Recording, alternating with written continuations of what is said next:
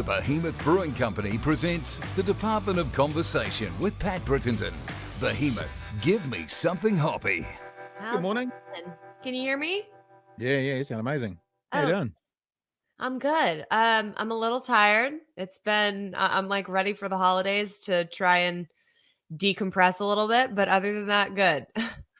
Yeah, tell me about it. You got a good amount of time off? I was gonna ask you as well. We might as well just rip into it. Good morning. How are you? I'm so good. How are you?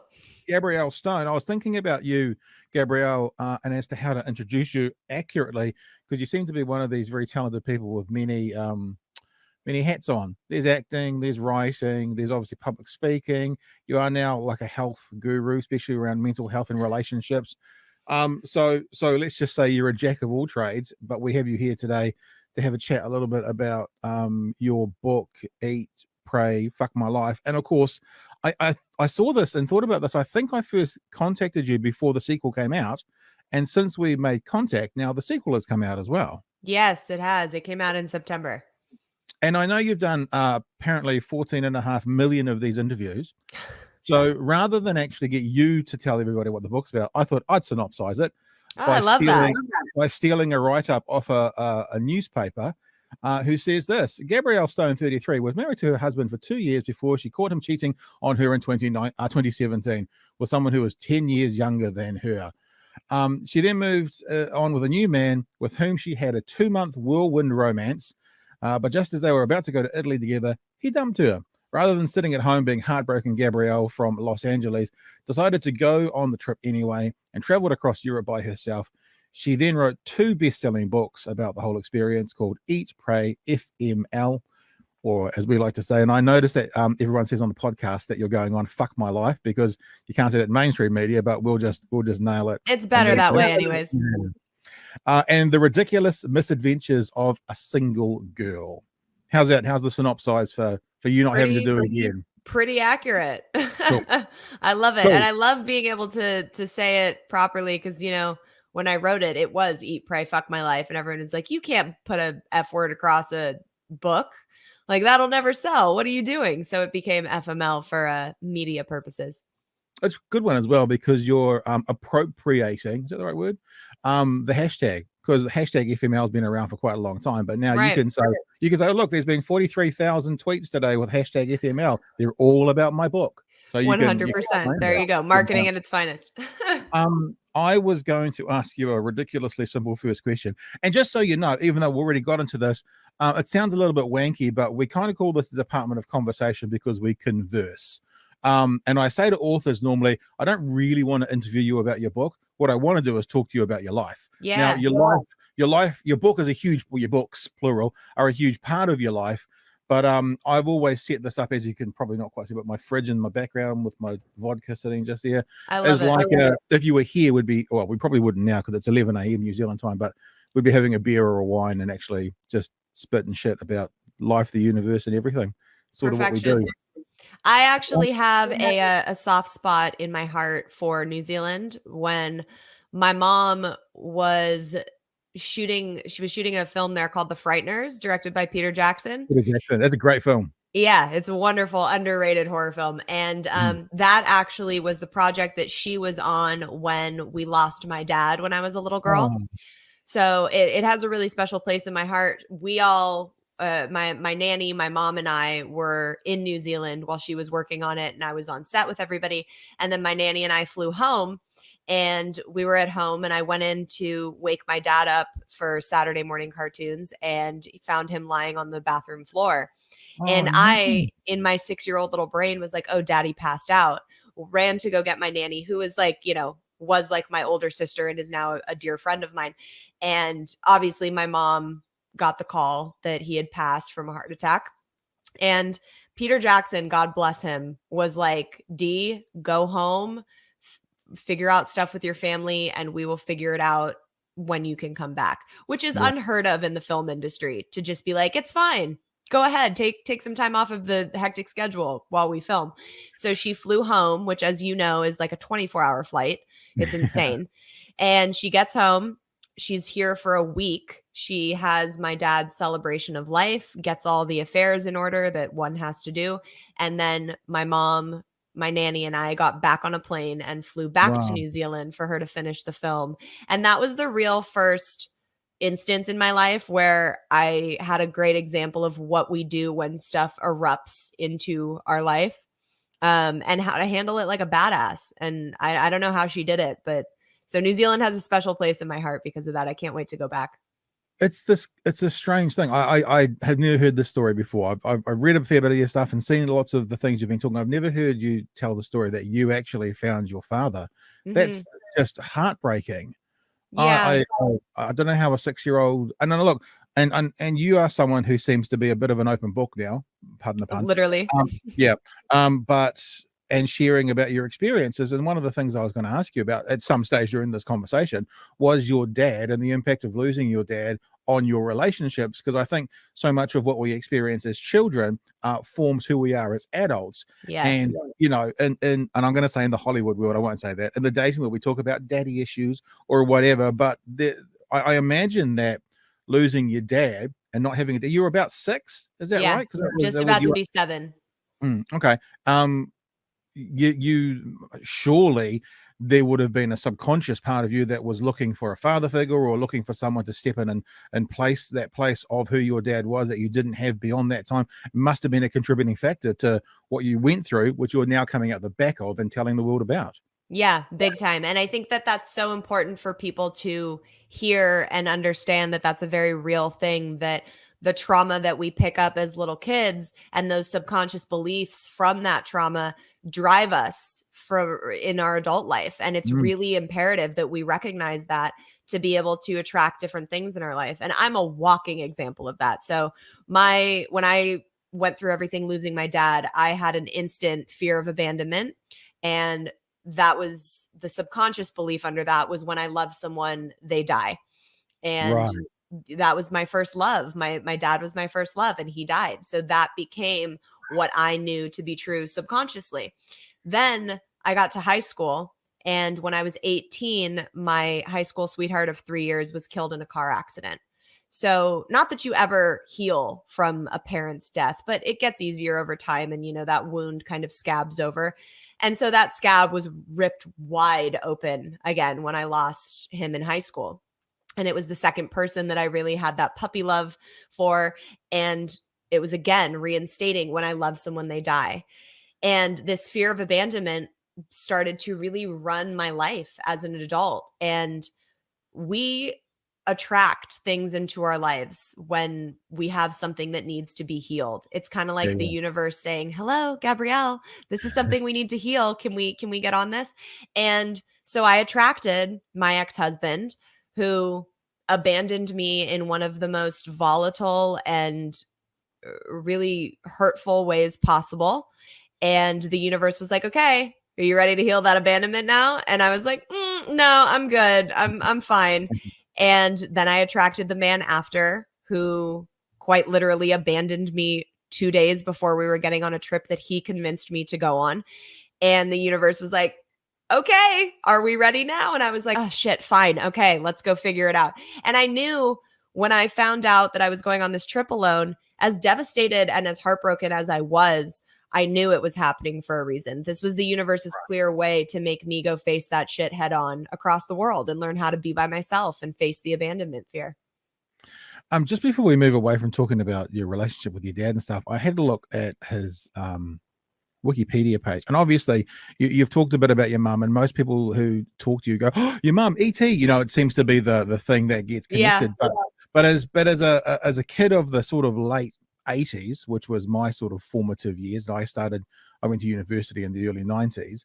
I was absolutely enthralled to see your dad's bio and especially the television programs he's been in, or he was in.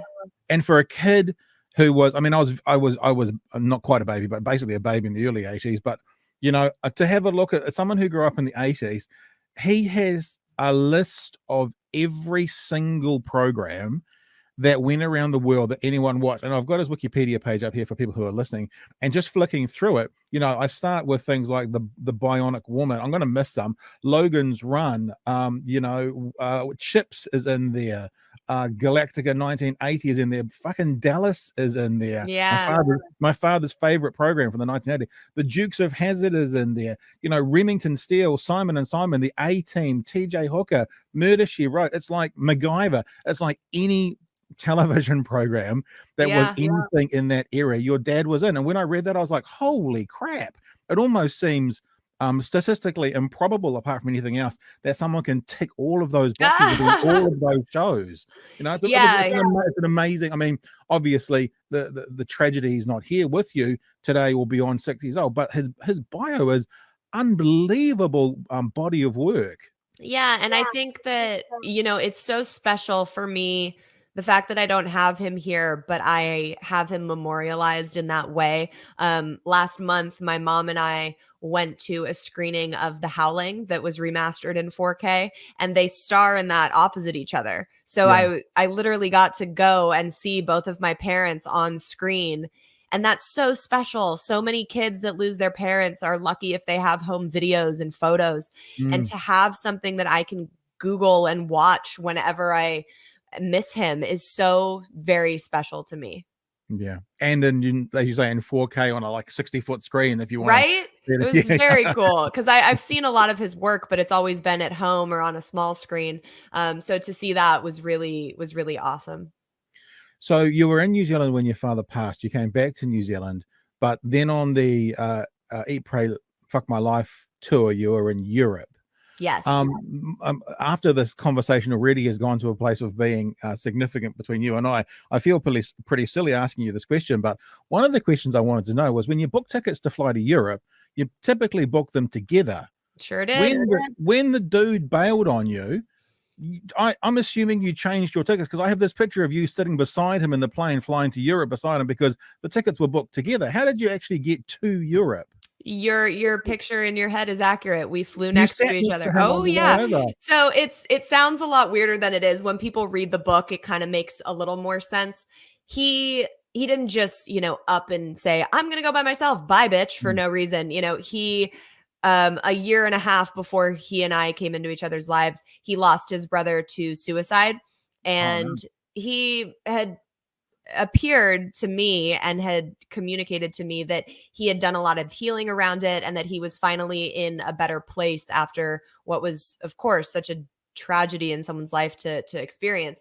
And the week before we were getting ready for this trip, he started to have a lot of grief come up. And I don't know if it was because he had fallen in love with me and that kind of opened up the floodgates of things he had been pushing down for so long, or whatever it was. A lot of grief that overwhelmed him started to come up. And then, he told me he needed to go by himself, and his feelings had changed, but we were still very connected during that time. When he told me he needed to go by himself, he was in tears, and it was very emotional for both of us. So him and his dad picked me up from my house, drove us to the airport. We sat and had wine. He took the picture of me in my backpack that I posted to announce my divorce before we left. Everything was oddly the same, except I was heartbroken and we weren't kissing and holding hands. But that soul connection was still very much intact. And he felt really bad, obviously. It wasn't, something he liked to see me going off on this insane journey alone all of a sudden after a quite blindsiding divorce. But yeah, we flew together. Our tickets were originally from LA to London, and then London on to Rome. So we flew, I think it's like a 10-hour, 11-hour flight to London, and then he went on to Rome, and I started my trip in London. Goodness gracious me. I was wondering as well how you feel about these people in your past. If you think about today, how you feel about your ex-husband, and today how you feel about your ex-boyfriend, I guess. How do they fit into your head today, and how do you feel about those people? Because obviously without those experiences, you wouldn't be the person you are today. So I don't have nothing like yours, but you know, I've been through a marriage breakup, and it's documented on my blog, and people who know me or know me from New Zealand can read about that sort of thing. So it's not public like yours, but it's easy to find out what happened in my relationship, but people want to do it. And I wrote about it because I didn't feel my story was out there, and I don't like talking. Her story is her story, so I don't want to talk about her story. But there was a revelation in her life that she realized that she wasn't straight, and that was what ended our relationship. And I needed help, so I went Googling our story, and our story wasn't out there, and my story wasn't out there. So one of the reasons I documented it on my blog was so that in the future, if someone went looking for the story of two people separating who actually don't hate each other, who haven't cheated on each other, who aren't actually, and then spend the best part of 10 months together trying to figure out how to move on to the next stage of life. That story wasn't there. So that was the main reason I wrote about it. Yeah, that's amazing. And if more people did that, you know, the more you talk about your stories and share your stories, the more other people can resonate and heal from them. So I'm so glad that you did that. Yeah. So maybe in the future, if someone writes it, and ironically, so I don't want to compare my story to yours, because everyone has their own stories, their own hurts and everything. But I think about how I feel about my ex, and I wonder for you today how you feel about those two particular people, and those two in particular. Yeah. And what kind of space they fill in your head today, whether it's good or bad or indifferent or what. Yeah, it changes, honestly. Because they're very real people, and real people don't necessarily go away even if you want them to. Right. My ex-husband, he to me is very much just a character in my story. Even in the book, the divorce is only the first couple chapters, because that's not really what the story is about. I originally didn't even want to write about the details about how I found out and everything. And my girlfriend I went to dinner with was like, no, Gabrielle, that shit was like an episode of CSI. You have to talk about how you found out. So I went back and wrote about it, but it's definitely not the main part of my journey at all. It's like, it just sets the stage.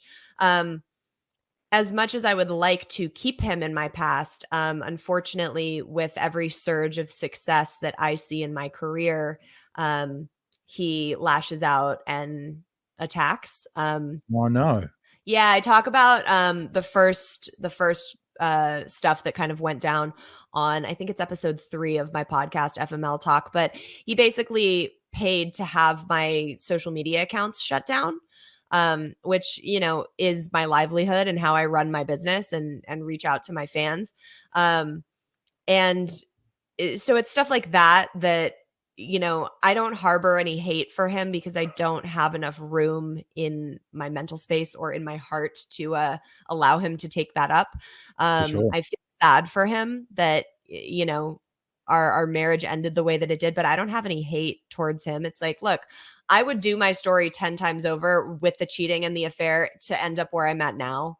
So I'm thankful that he made it so easy for me to walk away. I'm thankful that he, you know, I would have stayed in that marriage a lot longer than I should have, trying to make it work if he wouldn't have done something so drastic. So I'm happy to be away from that.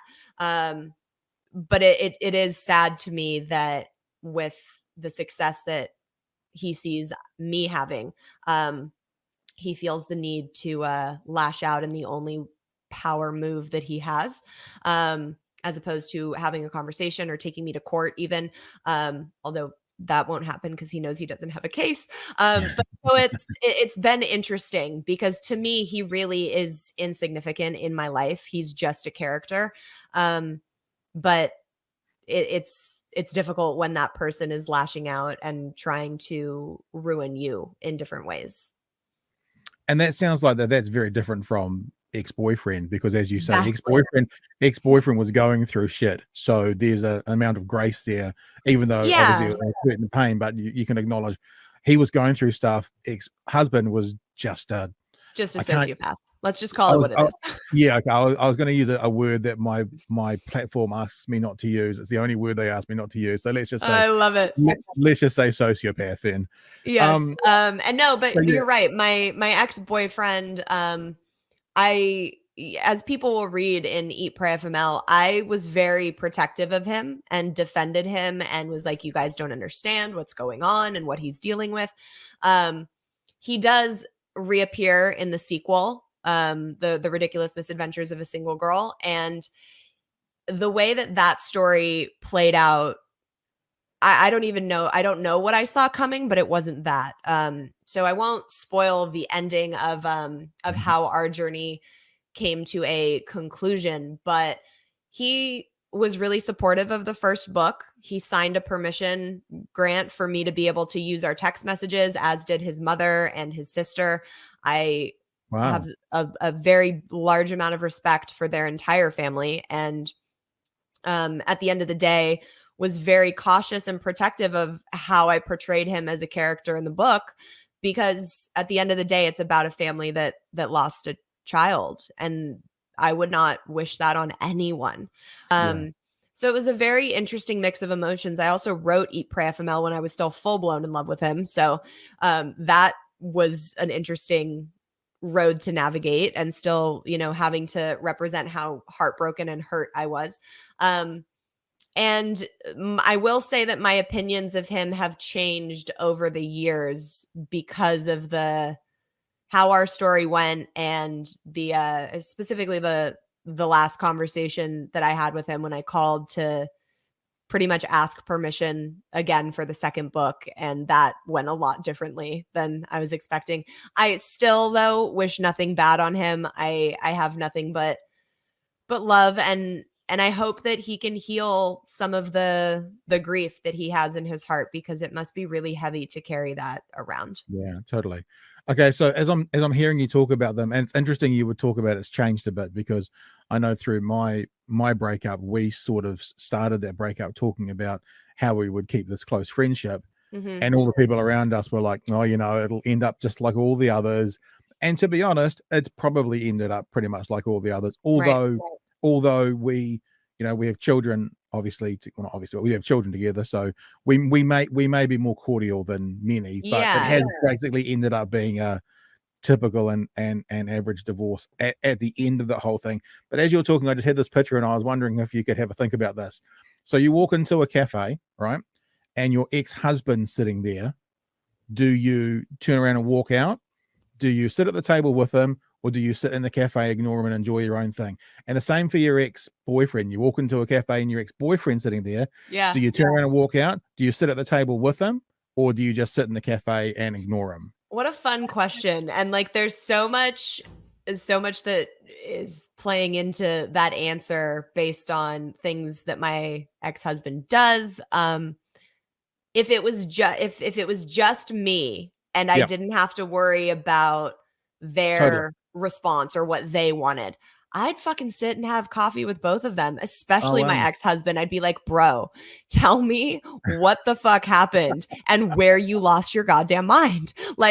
Tell me about, let's talk about all of the shit that I found. And this is wild, because that's how much I'm removed from it and do not care in a feeling sense.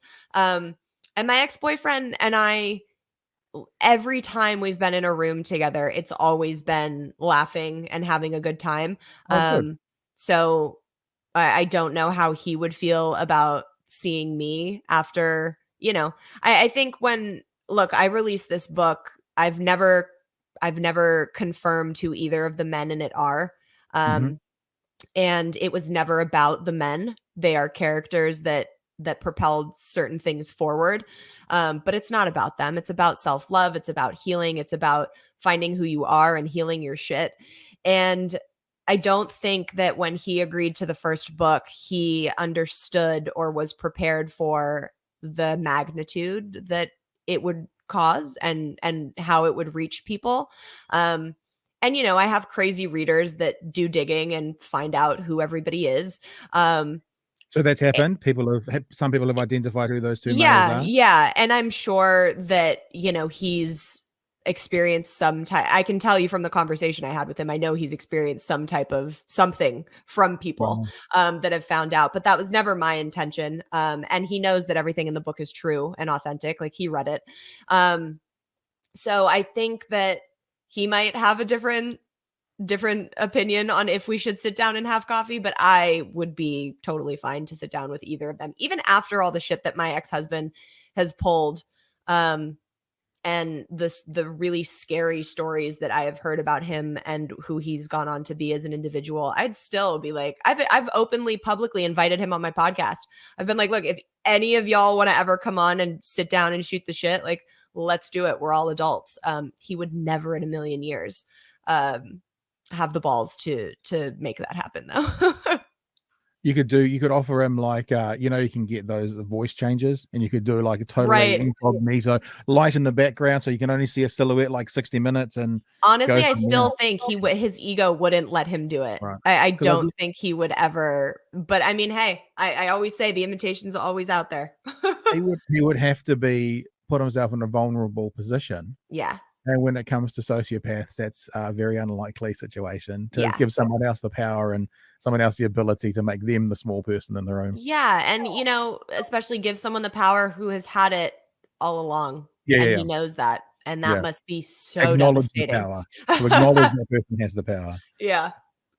So I was thinking about right, Eat, Pray, Fuck My Love. And then you've moved on to now The Ridiculous Misadventures of a Single Girl. Were there any concerns about the second book? Because I was thinking, and you correct me if I'm using the wrong words here, but the first book sounds like, and I haven't read it yet. It's not. I don't think it's available in New Zealand. So for us, we need to get it on. Yeah, I think you can get it on Amazon, and it's definitely on audiobook. But I was thinking about Alanis Morissette. Her first album was kind of angry and angsty and sold really well. Mm-hmm. And then I'm not saying she worked through her shit, but she didn't have, what's his name, Dave Coultier, to write songs about who broke her heart. Right. Allegedly. And so I'm not saying that she's not successful. I love Alanis Morissette. She's touring New Zealand next year. COVID, I guess. I love her too. And I was wondering, angst sells, heartbreak sells, hurt feelings sells. Was there ever any concern or conversation around the second book and what the expectations of that are, seeing you had done a lot of work? I mean, we've never finished the work on ourselves, but you've done a lot of work. You're a different person, and it could be a very different vibe, like as you're writing it and after you wrote it. Yeah. So this is actually a really interesting answer to that. So Eat, Pray, FML ends when I'm getting on the plane to come home from Europe. And The Ridiculous Misadventures starts when I walk into my house from the airport. So It's a direct sequel. And Eat, Pray, FML, if you can believe it, happened over a 3-month period from the time that I found out about the cheating, filed for divorce, met the man after, fell in love, got my heart broken, and went on my month-long Europe trip. That was all 3.5 months. 12 weeks. Yeah, insane. Like my friends would call me and be like, we just wanted to know what's on this week's episode of the Netflix show that has become your life. Because it was ridiculous. And The Ridiculous Misadventures spans over 2 years of my life. Right. So I quickly found out when I released Eat, Pray, FML that people wanted a sequel. Everyone was like, what the fuck happened after Europe? Do you still talk to Javier, who's my ex-boyfriend? Did so-and-so come to LA? Like there were so many questions that people were so invested and needed answers on. And so I knew I was going to eventually probably write a sequel. But I was still living that. I was doing the work. I was healing. I was going through all of these experiences. And when I finally decided, okay, I'm going to sit down and write the sequel, it was in the end of 2019. And I didn't really seriously dive into it until 2020. And it was so much harder for me to write that sequel than it was the first one. Because Eat, Pray, FML, I wrote 3/4 of it on the Europe trip by hand in my journal. And The Ridiculous Misadventures was now, okay, let's go back 2 years in your life and start to chip away at what you're going to add into this second book. And for me, because I had done so much work and so much healing, I was now putting myself back in a place where I was angry and I was depressed and I was heartbroken and I was going through all this stuff. And I had to drudge up a lot of old emotions and old memories that were not fun to remember. There's things in that book that I am not proud of. There are people in that book that I hurt that are still a very important part of my life. It was a whirlwind of emotions for me to write that second one. And I had some fear about judgment, not on is this going to be what people are hoping for? Because it's written in a very similar tone and vibe as the first one. But there were things and decisions that I made that I had to own up to and be honest about to really show the story and how it happened, because I'm writing about my real life. Like, nothing in this book is embellished for dramatic effect. My life doesn't need that, Lord knows. It's all exactly as it happened. And I had to be honest about that. And I was really nervous about one thing in particular about me going back to a particular person more often than I care to admit. And I was like, God, people are really going to judge me for this. And the first month that the book was out, I got more messages about that one specific storyline saying, I've never resonated with something so much. And thank you for being open and honest about it, because it gave me a little sense that I'm not alone and that we all go through this and that we all deal with this. So I was so happy that I chose to not listen to that fear of judgment that I had within myself around it. I don't even know if that answered the question. Well, but I mean, I think it goes nicely into another part of the conversation I wanted to have with you, which is the external forces looking at you. I mean, when I went through what I went through, not that this is a conversation about me, I actually felt quite comfortable about that, because whilst it's very obvious in my situation, no one did anything wrong. Mm-hmm. Like there was no, person who did anything wrong. I know from hearing from, friends and family and contacts and stuff, that one part of the marriage was getting more sort of blame from the outside than the other. And it wasn't me. Now, I want to say this publicly and clearly again, no one was at fault there in our situation. No one did anything wrong, but I know externally, there was thoughts about, well, that person's responsible for this situation because of reason X. Yeah. So I do get an understanding of the outside world looking in and judging what's going on in the relationship. And so I kind of wanted to talk a bit about that with you and what was, because you are kind of in both of those instances, you are the victim. If there is a victim, it's you. And the outside world would look in and say, man, you're cheated on. What a prick he was, his fault. And man, you were, I was going to say left at the altar. It's the wrong word. Left at the airport, the checkout, whatever, same thing. Yeah, whatever thing. So you are the victim. So I'm interested as to how you, and I saw an interview when you talked about, people have seen me lied to, divorced to, and you went on and talked about that sort of thing as an embarrassment as well. I wanted to maybe delve a bit into that and see what that is in your psyche, and I guess our human psyche, that we're worried about the external look, especially in your situation when you were the victim. And I wasn't a victim, but I think by some on the outside looking in, I was the one that was being, poor Pat, right, sort of thing, even though there was no victim in ours at all. I want to make that clear again. Yeah. So how did that kind of work through, and how did you work through that? I wrote the first book because I didn't know what else to do. It was literally my therapy and what was getting me through the hardest year of my life. And I was just brutally honest in Eat, Pray, FML. Well, in both books, but when I was writing the first one, brutally honest. I remember when my mom first read like the vomit draft, she called me and said, Gabrielle, are you sure you don't want to change your name or take out one of the men that you slept with? I mean, she was concerned. I was like, no, Mom, if I'm going to put this out there, it's got to be raw and authentic, and people are going to relate and resonate with that. It's got to be, the whole truth. And I did have some fear that out, because whenever you put out something that's that vulnerable and that much of your life, you're putting yourself on a silver platter, being like, okay, anybody want to come? It's open season.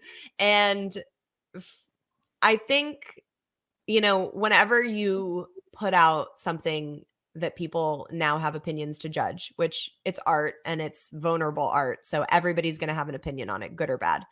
95% of the people that read that first book absolutely love it and can't put it down and send me messages that, it got them out of abusive relationships, or it made them leave their marriage, or it made them stay and fight for their relationship, or it, saved their life. Like, really incredible messages.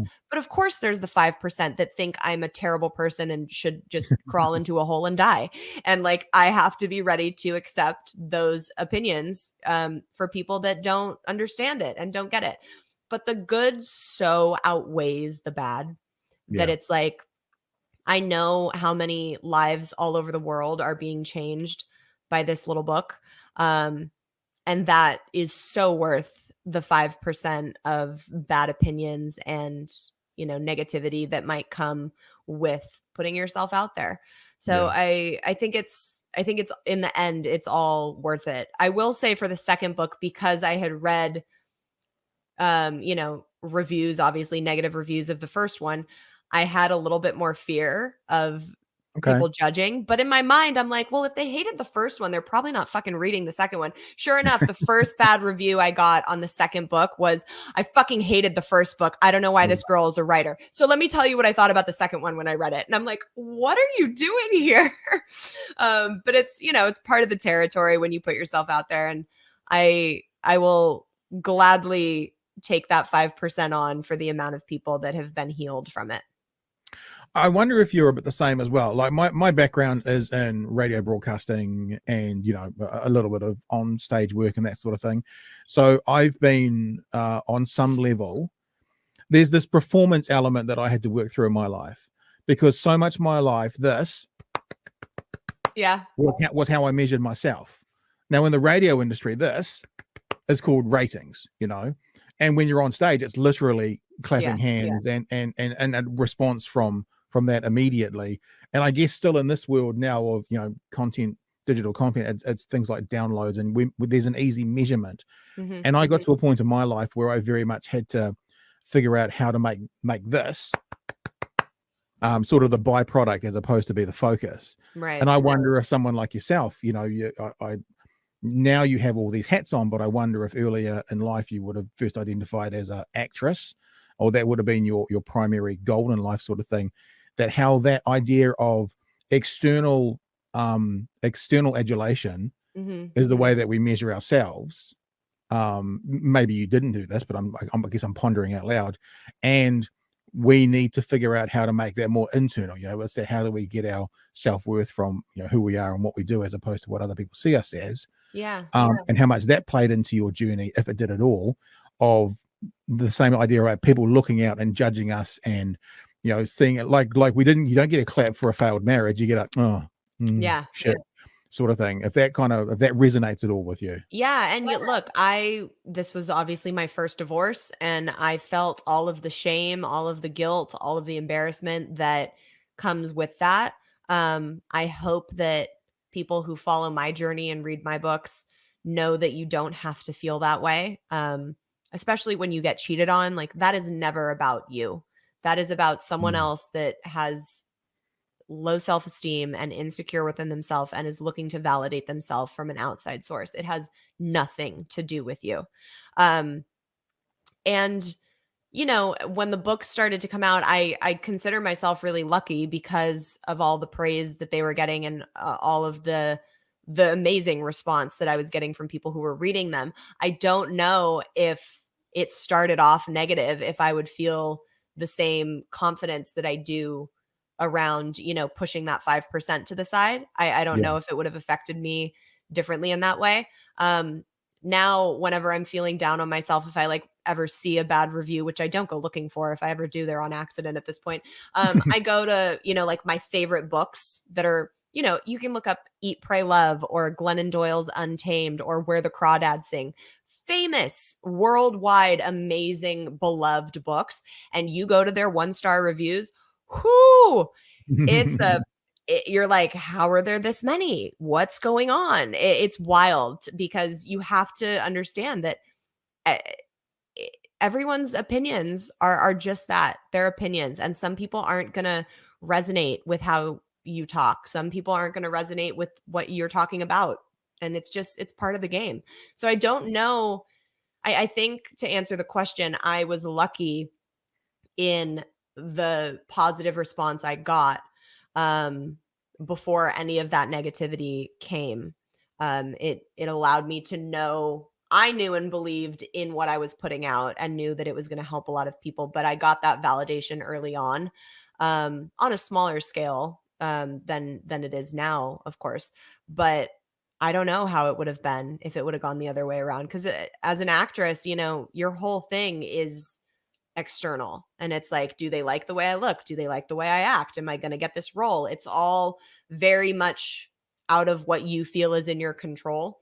So I think growing up as an actress, it allowed me to have a little bit of a thicker skin to prepare me for anything in life. The other thing about the 1-star reviews as well is some people are just dicks.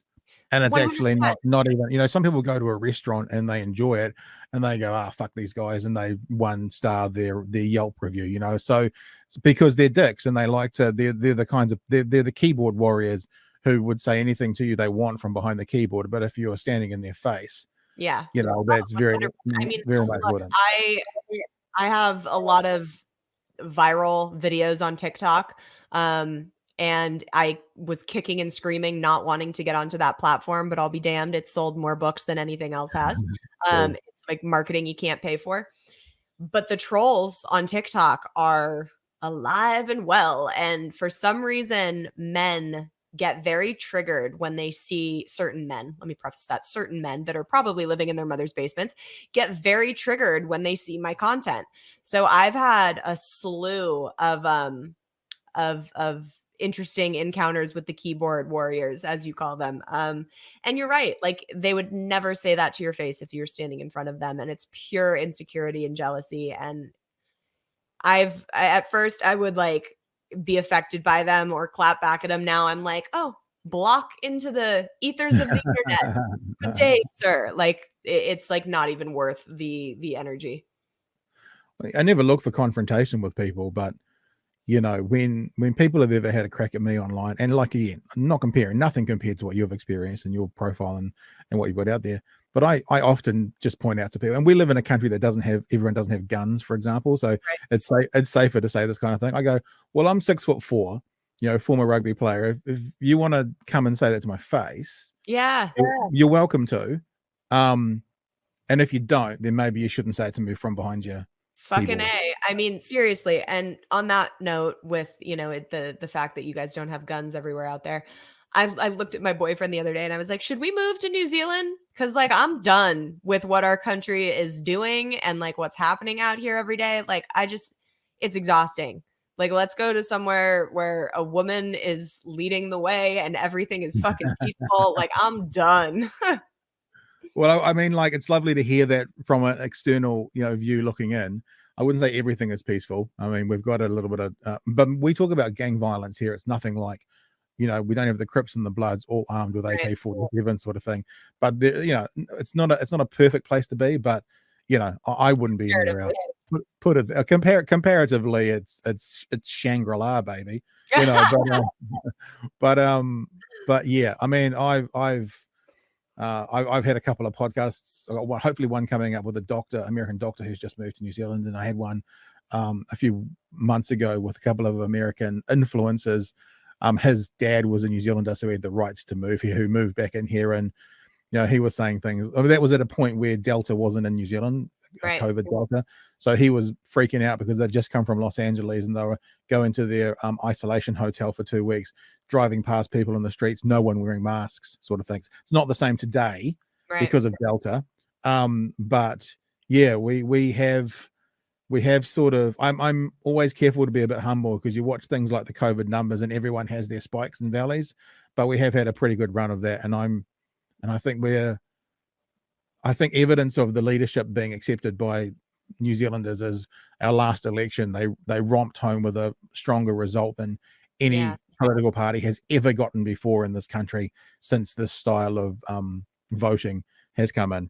You know, next election, maybe not so much because COVID's been around for a while and people are getting a bit sick of it, and there are a few more protests going on. But I still say, and I was speaking to another American contributor yesterday, a guy who was on the Daily Show last week talking about COVID. And I still say, you know, 92 or 93% of our population is going to be double vaccinated. So when they say there's division, it's kind of 95% versus 5. That doesn't feel like division to me. That feels like an outlier. There's an outlier. Like 5%. Yep. Yeah. Right. Actually, the 5%. Yeah, they're the dicks who would put the 1% on Yelp on a good meal. Yep. I think everyone should come to New Zealand, but that's because I'm I mean, it's beautiful.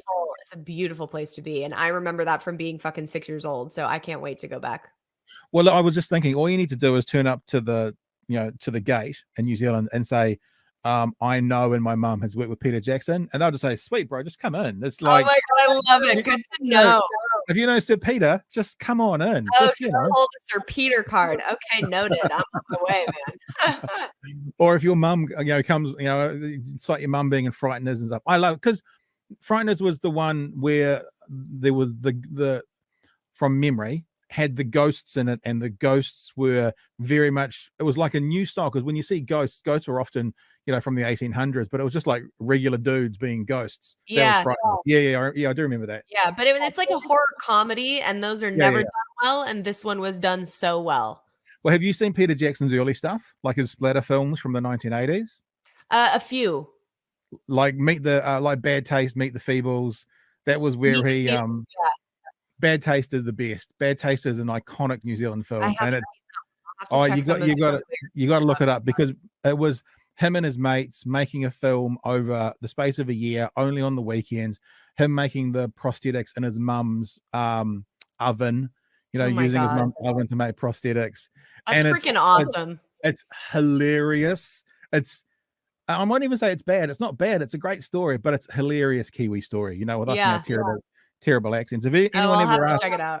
Yeah, you should definitely check it out. Everyone should check out Bad Taste at some stage. People often talk to us about our accents, and I say it's very easy to work out the difference between us and Australians. We swallow our vowels, and they elongate their vowels. Yeah. Oh no, I can big time, especially when you travel and you stay in hostels and stuff. You can tell the difference between New Zealanders and Aussies for sure. Yeah, I was wondering about you with your many hats as well. And now that people often ask what I do for a job, and what I often reference back to them is what earns my income, because that kind of feels like that's my job. Right. It doesn't mean it's what I do, but that's sort of my job. And I was thinking, for you seem to have these hats on at the moment. You're fast becoming, or you are, someone being looked to for sort of relational advice based on your books, that sort of thing, that kind of guru cap that I've put on you. There's the actress cap as well.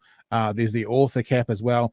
If you had the opportunity for any one of those to be sort of the one, you get a job in the next, whatever the equivalent of the next Marvel franchise, or whatever that is, or it's the book that stays at the number one best-selling thing for the next 10 years, or there's conferences all over the world going and speaking. Do you have, is one of those more of a passion for yours that you'd actually, if you could tick that box, you'd want to do it?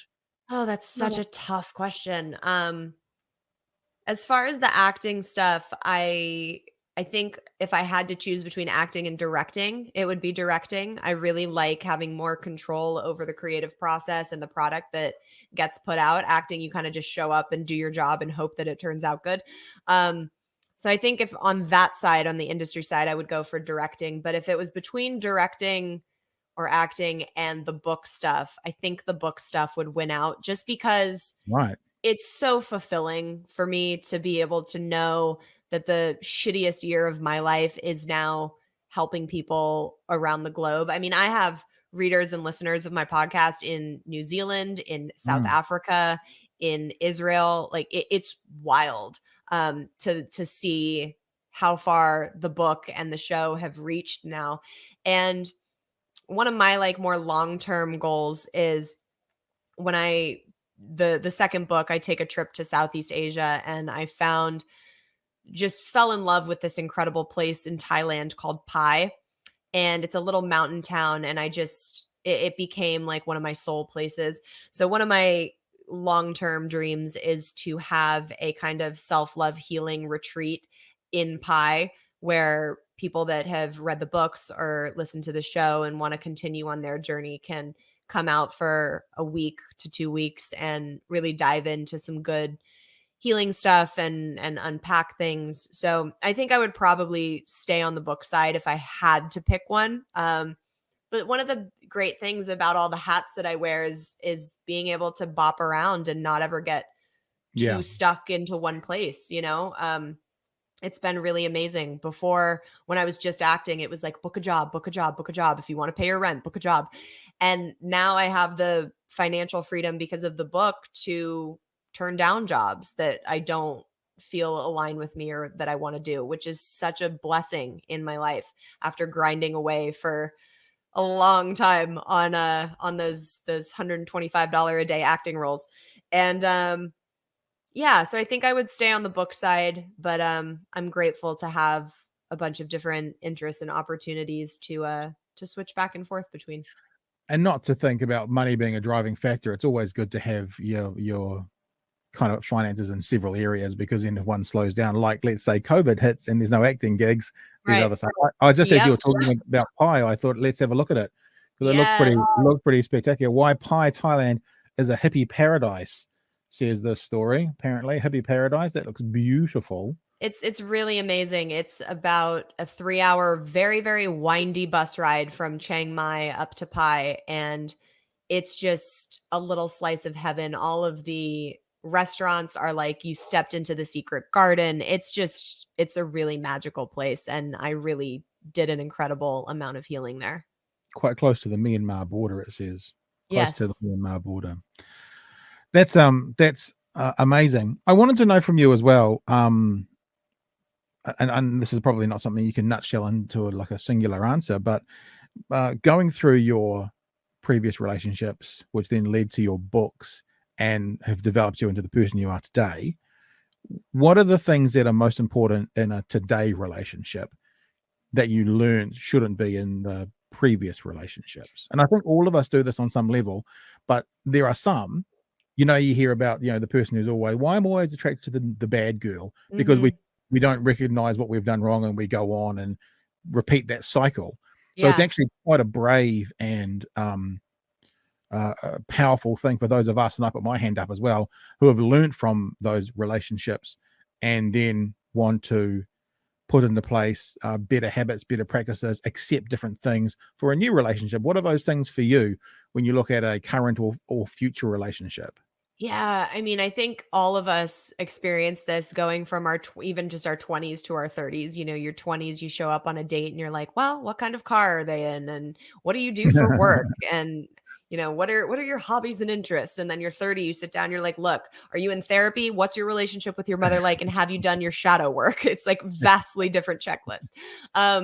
But for me, what is in my current relationship that I know is a big non-negotiable for me is, well, I mean, first and foremost, communication, because that's the basis of any relationship ever, is being able to sit down and talk to your partner and work through something in a healthy way. But for me, my biggest non-negotiable is someone that's going to know my triggers and then do everything they can to protect them. So obviously I talked about earlier in the show that I have a big fear of abandonment. So my boyfriend and I, if we are ever in a fight or going through a hard time and he needs to remove himself from the situation, he'll come over and say, "I am not abandoning you. I just need to take a minute." So he'll never poke at that trigger. And he'll always do things that kind of protect those ouch spots in me as I do for him. And I think that if we all could come to the table in any relationship, not just, romantic ones, like friendships, parent child relationships, siblings, any type of relationship, and say, "Hey, this is my shit. Please don't touch it. What's yours? And let me respect you enough to protect your shit," we would all be in a much more peaceful and balanced life. Yeah, I think that's really important as well. And I've got teenage children, so I talk to them about relationships and being attracted to a relationship, and talk about, we use the word attraction, and that's your friends as well. You're attracted to them for a reason. I don't mean you want to, jump their bones or anything, but it means, there's something about that person that attracts you to them. So I think it's always important to think about not only what we'll accept in our, if we can say sexual relationships, our love type relationships, but also our friendships, even our relationships with our family. In New Zealand, we call it our whānau, our family, our bloodline, and also our extended group. So yeah, I think they're really important things to do.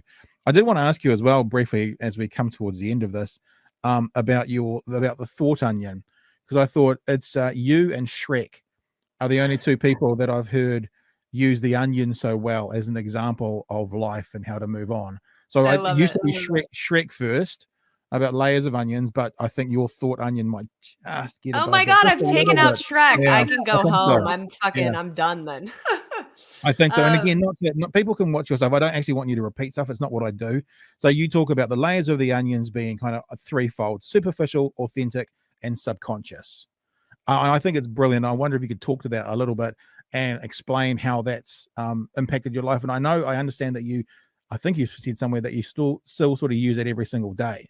That kind of, it's almost like judging, maybe the wrong word, but assessing is probably better. Situations using the onion level of superficial thought, authentic thought, and subconscious thought. Tell us about it. Yeah, so it actually came up when I was walking around the streets of London on my first day alone on my Eat, Pray, FML trip. And something had happened, and I was just like in a state. I had this amazing day. I was like, I'm a fucking badass. Like, look at me. I'm all by myself and I'm kicking ass. And then something happened that like totally threw me off my game. And I was walking back in the streets. And in my head, I'm like, okay, Gabrielle, do you want to be pissed off at yourself and ruin your day? Or do you want to figure out why you're so fucking angry? And I was like, fine, I want to figure out why I'm angry. And in the street, I started to be like, okay, well, what was my reaction that I just had to that? And that became my superficial thought. And I was like, all right, well, what was the emotion in me that was causing that reaction in the first place? And that was the authentic thought. And when I really stopped to think of it, I was like, okay, well, what ouch spot in me, what trauma or belief that I've been carrying is still in me that was causing that emotion?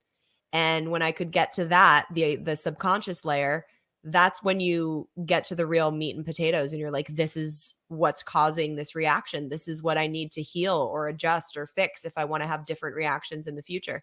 And it was so funny because I remember going through this whole thing, walking to the train, and I got home and I was like, I got to change this fucking name, like the Thought Onion. It's so dumb. And then I kept writing it as I was going on my trip and doing so many of these because it's such a great way to really like look at your shit and like figure out things in you that you need to heal. So I kept writing it. And by the time I got to, transferring the book from my journal to the computer, I'm like, nah, I can't fucking change it now. I guess it's the Thought Onion. But it works so well. It's because, as you're saying it, I wrote down the word layers.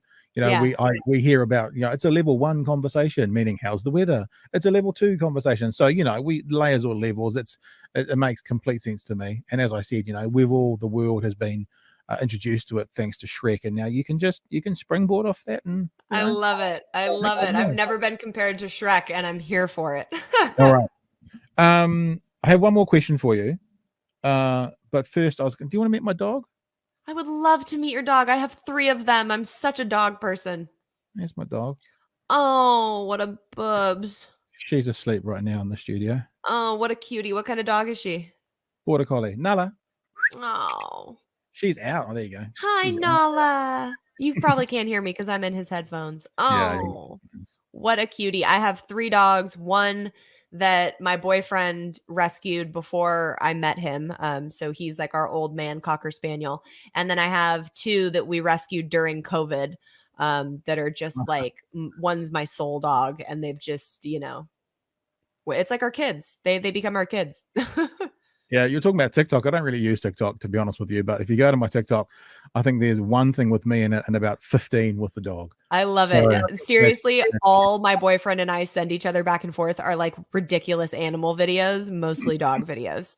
It's funny. TikTok and YouTube seem to be the 2 places that have the most intelligent algorithms. I notice when I get up in the morning, one of the first things I do is it used to be I want to see if Donald Trump had blown up the world. So I get straight onto the news. But now it's the habit because of what I do, sort of thing. And I like to know what's happening in the news around the world. Yeah. So I get on YouTube, and my whole YouTube is filled with BBC, Fox News, CNN, MSNBC, New Zealand Herald, TVNZ News. But then by the evening, it's full of completely different crap. Utterly, people who are fixing cows' hooves. I don't know why I watch that, but And it's like the algorithm is smart enough to know that he ingests news in the morning and utter tripe in the evenings. Oh my God, I love that.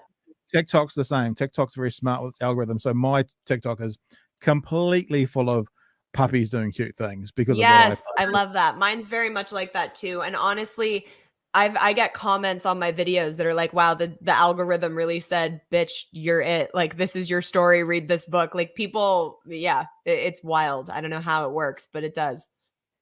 I was just going to say, let's test it. I mean, this is a particularly unprofessional thing to do. What's in my algorithm right now? I don't know. Well, we're middle of the day, so I go to there's news. There's news. This is flat Earth stuff. I like watching that. There's news. That's an independent news thing. So I think I'm in transition period right now. Right. It's look, see, there's news everywhere, but there's a little bit of everything. There's transferring over to the non-news section. Yeah, I think so. Yeah, see, there's puppies, dogs that you can't believe are real. Yeah, and friends, yes. Oh, that's been popping up, and unfortunately, I've been kind of clicking on it recently because they're all like, they're very clever. So it's a 3-minute clip. I'm like, oh, I want to watch that. It's only 3 minutes, and then of course you click on one advert. I was looking to see if one of my blimmin' my cow hoof videos was there, but I think that all comes up in the evening. I'm one of these people. Look, see this one here, building a $9,000 table. I can watch someone. Oh my god! I can watch someone making and doing something. I find it quite satisfying. I'm learning so much about you. I love it. Yeah, and it's the same when they're peeling back the cow hoof to try and allow this lame cow to then walk safely. I find it quite satisfying. And there's Trump. Yeah, well, that's the news. It's still there. Okay, here we go. Lucky last question. Okay. If I bring up my notes from yesterday. We're all on a journey. You're on a journey still. I'm on a journey. You've been through. What I like. I was talking to someone yesterday and talking about would they change their life with someone else who appears to have an advantage financially over them, but the other person has basically not even started going through their shit yet. You know, they're at the start of the journey.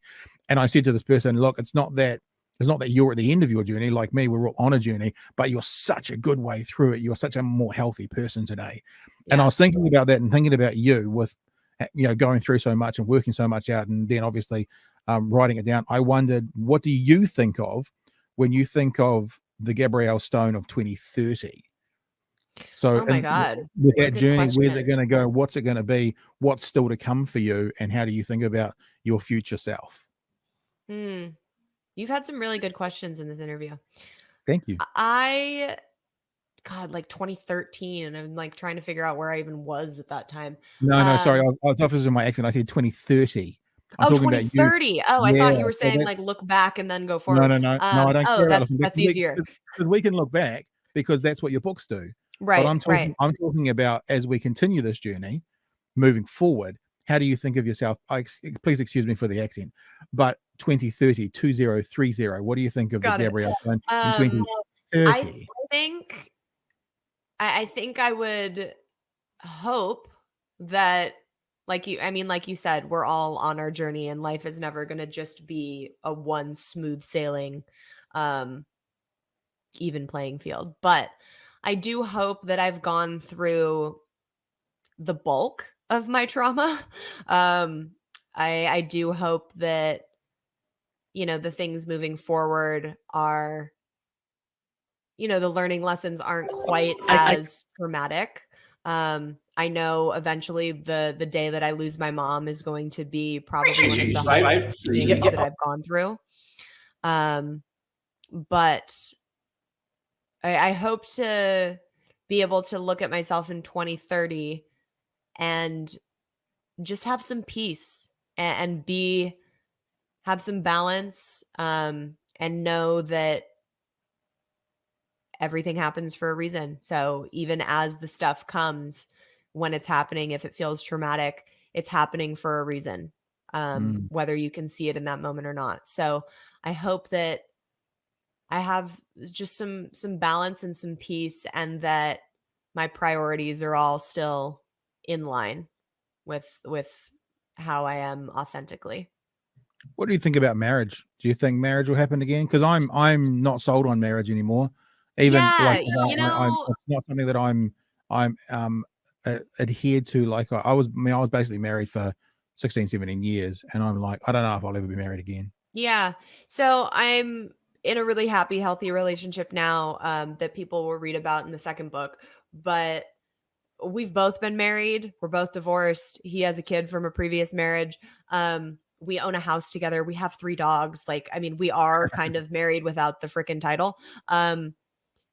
I'm not as like gung ho on it. I know that, you know, he loves me so much that he didn't want to get married, but wants to get married because it's me. Yeah.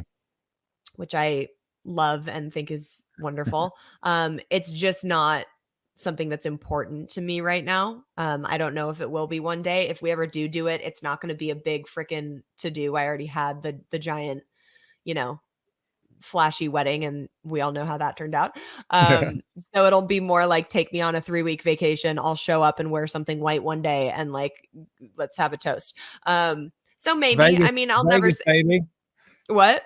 Off to Vegas, baby. Yeah, Elvis in the chapel. definitely not Vegas. But yeah, something that's like simple. If we ever do it, it's not something that feels important to me, but I will never say never to anything. It is interesting what you find important and not so important. Like, one of the things that I found very important in the last 3 or 4 years was my own space. And so the idea of being in my house by myself without anybody there was really important. And to be honest with you, that's only just starting to go away now. You know, 4-ish years later, is the idea about sharing space is a concept that I'm prepared to engage with again. But it certainly wasn't. It wasn't for a long time. And I get that, dude. I mean, the year and a half that I lived alone was like freaking, I was just like loving life. It was so great. One thing I can tell you I will never do is change my last name again. That was the most horrible experience. First of all, it's a pain in the ass to do it, but it's even more of a pain in the ass to undo it once you've done it. I mean, I remember when I was traveling on my Europe trip, I was checking into hostels and they were saying, oh, you know, with my married last name. And I was just like, oh God, here we go.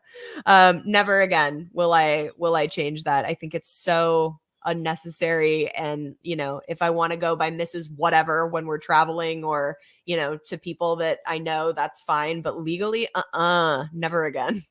I also wonder as well, to kind of go full circle on our conversation now, that's because your mum and your dad, I don't know if they have different legal names. They do. Our family history and names is such a joke. Yeah, well, so your surname connects to your dad as well. That must be something that you would love to keep. Yeah, so it's interesting because my dad's original last name is Barassa. It's French. And his full name is Thomas Barassa. And then when he started acting, it became Christopher Stone. But I always knew him as Christopher Stone. But I did grow up as Gabrielle Barassa.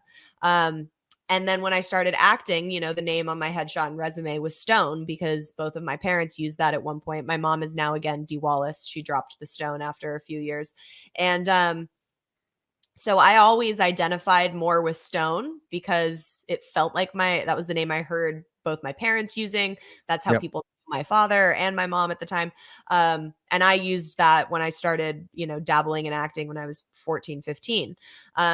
But when I was married, it was still legally Barassa. So it changed to my ex-husband's last name. And then when I wanted to change it back, I not only wanted to legally drop his name, but I wanted to change my last name to Stone. So it wasn't even like I was just reverting back to a name. I was like, well, I want to revert and then change my name legally. So it was this whole process. And now that I have it legally as Stone, it's never leaving me. Hey, it's been such a pleasure to hang out and talk with you. I do feel like I need to introduce you to my the cow hooves. So this is the cow hoof. This is a guy called the Hoof GP, and he's based in Scotland. And what he does is it's lovely because it's his job, but he helps lame cows. And then it doesn't hurt them? No, it's fingernails. Same thing. Wow. And so they grow like fingernails. And of course, unfortunately, because we as humans have changed everything about how animals behave, what it means is their hooves don't wear down like they should if they were living wild or that. And so they have to do this every once in a while. And I know it sounds ridiculous, but this is one of the ridiculous things that comes up in my algorithm that I watch, him cutting hooves on cows. You know, I think that you I love it. It says something about your personality that this is like your enjoyment. It's great. Maybe this is the message for life. I like watching things covered in shit, literally. be cleaned up, moved on, and advanced positively. Maybe that's the lesson for life. There you go. I mean, what better lesson to leave everyone with? Hey, Gabrielle, it's been an absolute pleasure and a whole lot of fun to chat to you. Thanks for giving us some time this morning. Oh, I should also do this. Hang on. I've got my other screen is now open with the Hoof GP. So I'll stop him and go up and put your website back up there and do this. So for the people watching, they can see eatprayfml.com is the place to go. And that's going to be like the hub for anything, because obviously that's not the name of the second book. But that's going to be the hub. You can find all the stuff there. We have all of our merch, links to the sequel and the audiobooks. So if you're in New Zealand or Australia, we're not allowed to ship to you guys right now because of COVID, which is bullshit. I have so many of my New Zealand and Australia people wanting to get our new merch, and we're not allowed to ship there. Like, they will not deliver packages. So the best way to do it is to go to your country's Amazon, like the global Amazon, and type in the name of the book there, and you can ship it normally to wherever you are via Amazon. Which is bizarre, because stuff I typically have bought off Amazon, I think, pretty much comes out of America. So maybe there's another circle.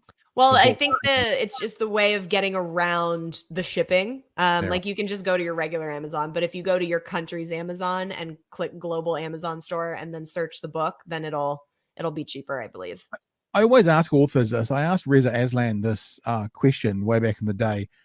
Do you personally make more money off the book or the Kindle, the digital download? And he said in the book that he was doing at the time, he made more money off the digital download. So I was like, we should all buy the digital. That's what he said. No, we make way more off the paperback. But you know what? Like, it's less about the money for me and more about people being affected by the story. So I don't care if it's the Kindle or the audiobook. Like, if you like my voice, get the audiobook, because I'll talk to you for 12 hours. 12 hours, man. That would drive me mad trying to record that. It was a lot. It was a journey. All right. And everything that people want to find out about you, podcast, everything can be found through eatprayfml.com, as we're looking at it right now if you're watching rather than listening. And other than that, you can just Google Gabrielle Stone and find her on Twitter and find her on Instagram. Oh, the page isn't working. Don't know what happened there. Find her on Instagram and all over the place. Gabrielle, thanks. It's been such a pleasure. You're so welcome. Thank you for having me. This was awesome. Oh, it's fun, mate. When you get to New Zealand, just remember, I know Peter Jackson. Yep. And there's an express queue apparently at the airport now. There's like, international, national, locals, and then there's the Peter Jackson queue. Oh, shut up. You just go there, you'll walk straight through. Thanks for coming on. Amazing. I hope to see you one day over there.